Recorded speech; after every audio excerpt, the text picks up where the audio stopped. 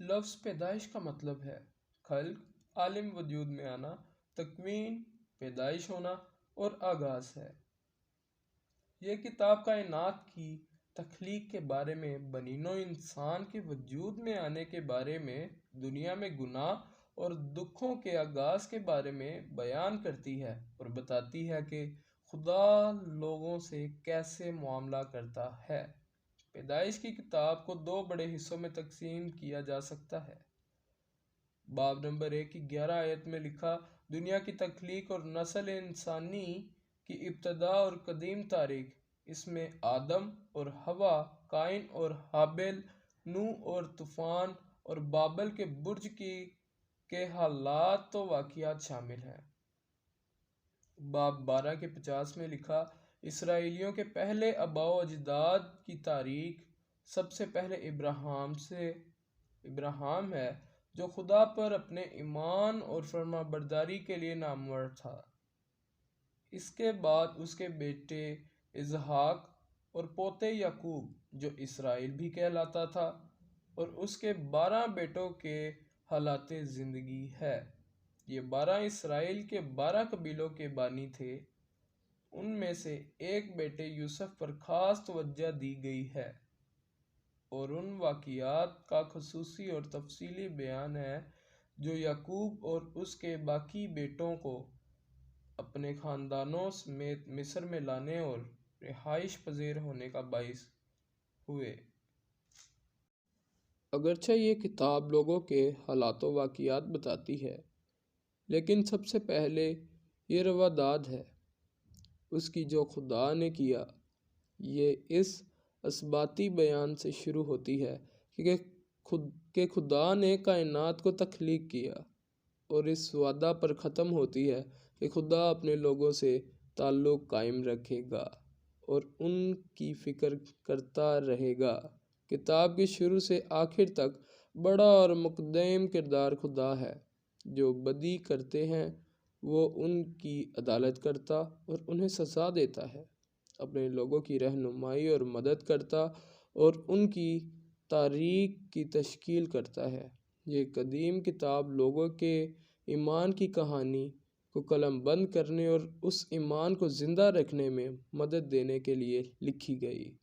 مضامین کا خاکہ، کائنات اور بنی نوع انسان کی تخلیق، گناہ اور دکھوں کا آغاز، آدم اور نوح تک، نوح اور طوفان، بابل کا برج، سیم سے ابراہیم تک، بزرگان قوم، ابراہیم، اسحاق اور یعقوب، یسوع کی نسل، یوسف اور اس کے بھائی، بنی اسرائیل مصر میں۔ خدا نے ابتدا میں زمین و آسمان کو پیدا کیا، اور زمین ویران اور سنسان تھی، اور گہراؤں کے اوپر اندھیرا تھا، اور خدا کی روح پانی کی سطح پر جنبش کرتی تھی۔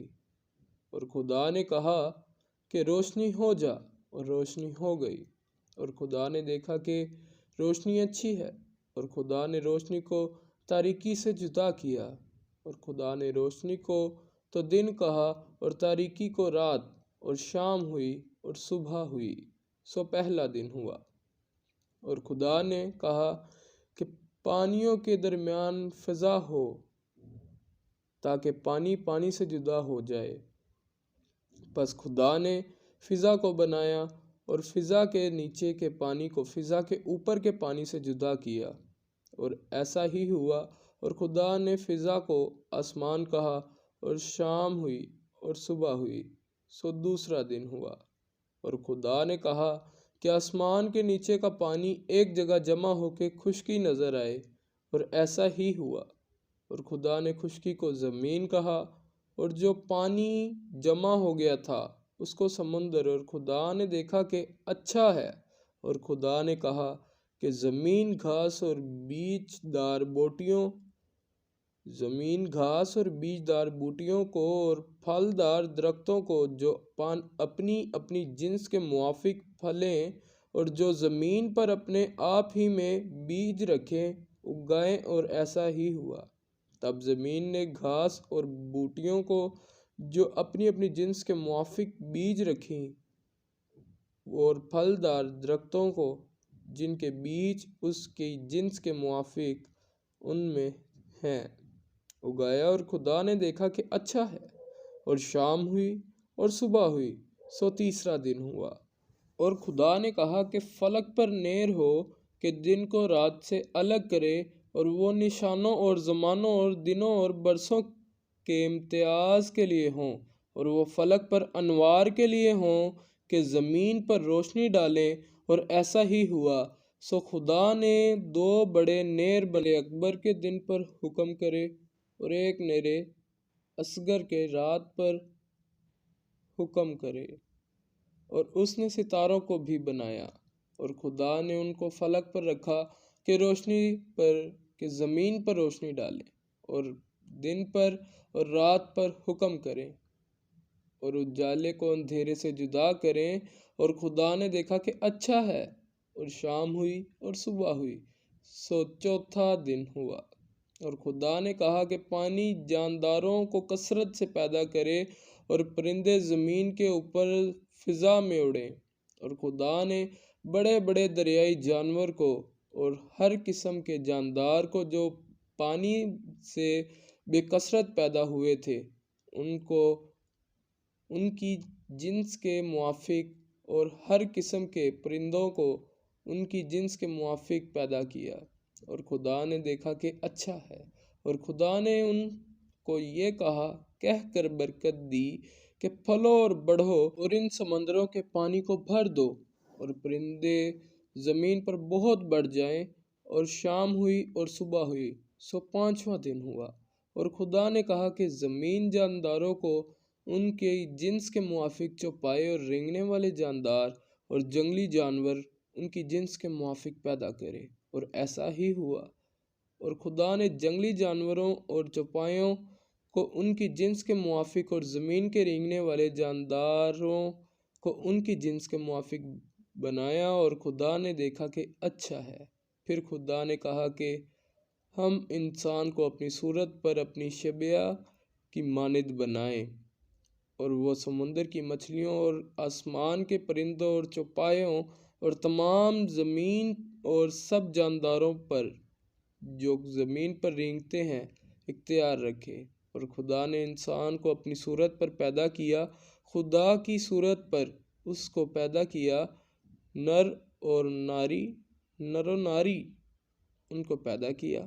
اور خدا نے ان کو برکت دی اور کہا کہ پھلو اور بڑھو، اور زمین کو معمور و محکوم کرو، اور سمندر کی مچھلیوں اور ہوا کے پرندوں اور کل جانوروں پر جو زمین پر چلتے ہیں اختیار رکھو۔ اور خدا نے کہا کہ دیکھو، میں تمام روئے زمین کی کل بیجدار سبزی اور ہر درخت جس میں اس کا بیجدار پھل ہو تم کو دیتا ہوں۔ یہ تمہارے کھانے کو ہو، اور زمین کے کل جانوروں کے لیے، اور زمین کے کل پرندوں کے لیے، اور ان سب کے لیے جو زمین پر رینگنے والے ہیں، جن میں زندگی کا دم ہے۔ کل ہری بوٹیاں کھانے کو دیتا ہوں۔ اور ایسا ہی ہوا۔